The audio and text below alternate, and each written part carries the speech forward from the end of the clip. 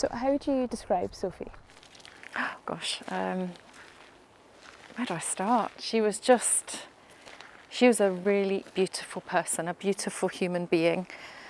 She was all the things that you'd love about a person. She was funny and kind and gentle. She was a really sensitive person. She was the first person that would be there helping somebody if they needed help. And she was clever. But I remember, in amongst the sadness of the end, I remember lots of laughs as well. Sophie Parkinson was given a mobile phone at 12 years old. A year later, she took her own life. Her mother, Ruth, found extremely harmful content on her daughter's phone before her death in 2014. It took me a long time after Sophie died to make any sense of the world again. It's like I have a before and I have an after. Oh, you get me upset now. It was horrifying. It was like your heart's been ripped out of your chest.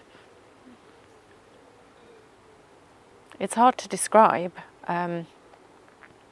just how hard it is to lose a child. It's even harder to lose a child to suicide, and at that age. And the one thing that I was meant to do as a parent was to keep my child safe and to bring her up to be a happy, functioning adult, and I felt like I totally failed in that. My social media feed was full of cat videos, and Sophie's social media feed was full of devastating and horrific material. And it was eye-watering. The things that Sophie saw should never have been seen, and it was that made me very determined to improve the situation. I wasn't going to change things for Sophie, but if it could improve things for another child, another family out there, then that was only going to be a positive. I thought 12 was quite young, but nowadays you see children of 5, 6, 7, 8, 9, 10, etc. with mobile phones, and that's just far too young for what's out there. Well, Ruth is not alone in her fight to make the internet a safer place. She's part of the Bereaved Families for Online Safety group, which led the campaign for the UK's new Online Safety Act. But what are the new regulations? Well, the biggest change is companies operating in the UK must implement age verification methods to check whether the user is under 18. Harmful content must be filtered out of children's algorithms on social media. A named person must be identified who will be accountable for children's safety and annually review how they are managing risks to children on its platforms. Now, both Meta and TikTok have created teen accounts, which is to protect young people on its apps, and say 99% of potentially damaging material is removed. Those involved in online child protection want to see adults engaging in open conversations with their children. I cannot emphasise enough how different what is appearing on the children's feeds is to what is appearing on your feed or on their parents' and guardians' feed. The children are seeing a completely different range of content. It's very gendered, it's very intense a lot of the time, and the only way that you can understand what's happening on your child's device, with algorithms being the way they are at the moment, is to just be trying to sit next to them and trying to get a window onto their actual feed. And it's a conversation that we have to develop with our child really gently. I think about what's currently happening with the content around immigration and what the difference might be between how that's playing out on the children's algorithms and on your algorithm as a parent.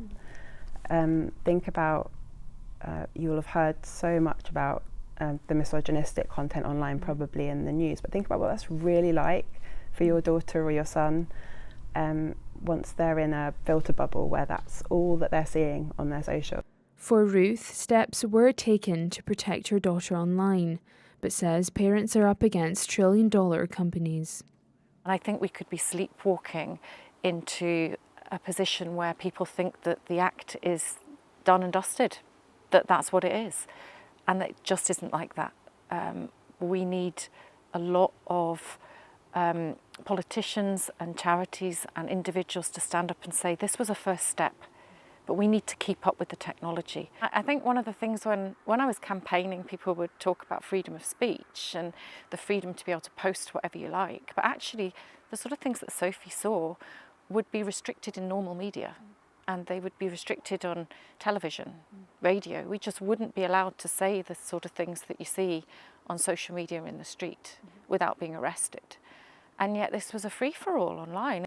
Are we really asking parents to be able to control everything that happens there against trillion-dollar companies? I think that's an unrealistic ask. Parents can't do this on their own. You know, we need tech companies to take some accountability, not all accountability. There is still a role for parents to make sure that their children are kept safe, but there needs to be some accountability for tech companies. It felt very much like I'd lost a battle to try and protect my child online, because I had those conversations and I'd done the things that I thought would keep my child safe online, and it hadn't worked.